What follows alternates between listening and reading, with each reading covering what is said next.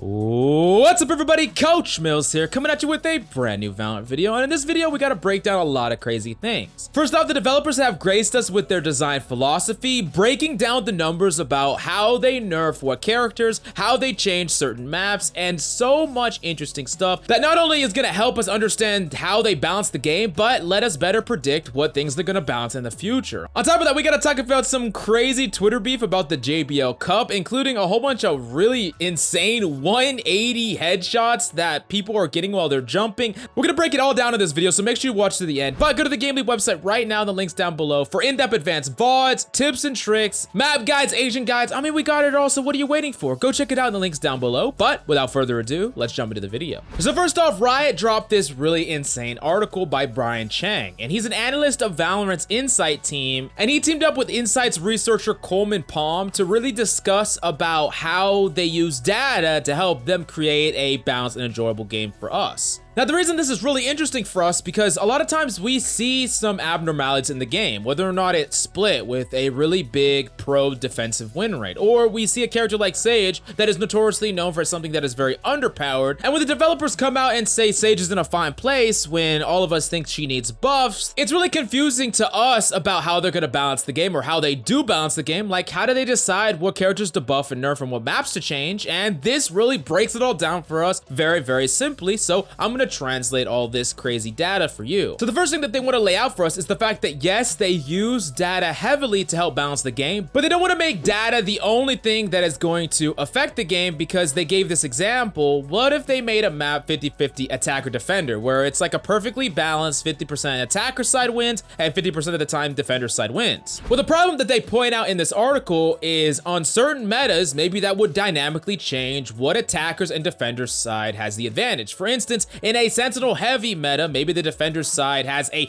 overwhelming advantage, and then you tweak the map to make it more 50-50, but then all of a sudden it's a duelist meta and now the attacker side has a heavy advantage. So they realize in an ever-changing game it's more complex than just making things perfectly 50-50 balanced, and they also are taking a huge factor, which is the fun factor. How much does the defenders and the attacker side have to be balanced in order for the game to still be fun? Is 50-50 the only way to make it fun, or is 60-40 just fine? It probably depends on the meta and how much the actual players at certain ranks feel. So there's a lot of different interesting factors that go into it besides just having a perfect 50-50 balance system. Basically, what they mainly are doing is combining their in-game data with direct input, and that's one of the big ways that they decide how to balance the game going forward. And now we're gonna jump in exactly what they're specifically tracking so that we know some of the big things that they are tracking as far as not only direct input through surveys, but also through their research and data. Now, there are three big things that they are specifically tracking. First is agents based on win rate, based by map, and by rank. They also analyze other things about that agent, like how long does it take a player to play that agent to actually become very competent or reach a certain win rate with that agent. And they also compare something called breadth versus depth, which is the broad popularity of an agent, how much it's picked across the ranks and across the rank as a whole, and how deeply players actually engage with that agent, like how many mains of that agent are there, how much is that agent being picked by people that typically play that agent. That is something that's also important as well. Basically comparing mains versus flexes. Now, the next thing that they're really comparing is maps, round win rate by side and by rank, average round outcome by map, and also what is the win rate of a map after the spike is planted. Like, is post plant really difficult on certain maps, or is it rather easy in comparison to other maps? Now, the next thing that they're really comparing is weapons, weapon popularity by round, weapon matchup, aka like how well a Vandal user does against a Phantom user in a duel, and probably different things involving weapons, and of course comparing that to ranks as well and on what maps these weapons are being used. Now, these aren't the only metrics that they use, but these are some of the big ones, and I'm sure that they use a combination of these as well, like agent, map, and weapons. You could think of something like Jet on Ascent with an operator. They can compare certain things like that by combining different analytics. Now, all this is going to come together to help us us understand what they call a Sage case study. So basically, what they used in League to assess a certain character's strength is the win rate, but in Valorant, the problem is they could have mirror matches, and that really balances out or evens out the win rate if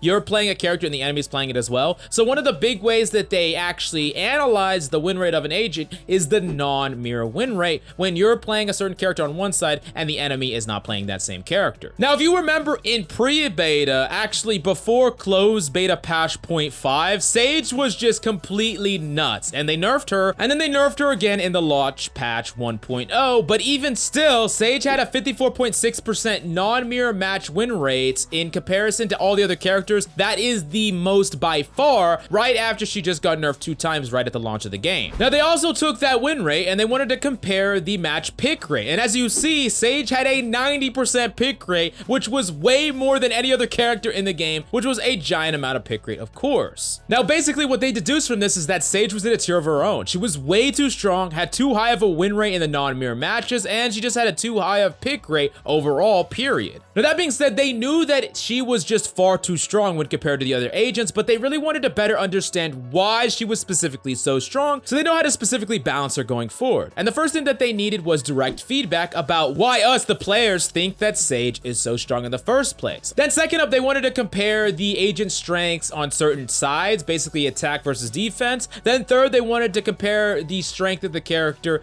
based on certain ranks and discrepancies across skill brackets. And then fourth, ability-specific data. Average amount of healing Sage does in a round win rate when Sage uses her ultimate, compared to other agents that use their ultimate, and more specific stuff like that. Now, they actually give us a little bit of insight into something that I think is really, really interesting about their balance in general. They say that they really want to figure out how to nerf an agent without compromising their identity as part of Valorant. They say specifically that if they nerf the strongest part of every agent, they risk losing what makes them quote-unquote special, and using a combination of all this data, they have their specific designers explore options to make Sage not a must pick, but not completely remove her identity as the premium stall / support utility character, as they say in this article. So as you know, they hit Sage in many different ways, making her cooldowns longer, less healing per every single healing cast, and that the heal takes longer, and a lot worse at healing herself, and of course the fact that they made her barrier orb take some time to fully become actualized. Now let's really look at what Sage looks like today, and we can look at Sage numbers. First off, the same non-mirror match win rates across all ranks. You see it's at a 52.2% win rate, which is actually pretty high, only second to Reyna, but not quite as dominant as she was before. Now we look at her match pick rate, and she still has a pretty high pick rate, 52% pick rate across all ranks.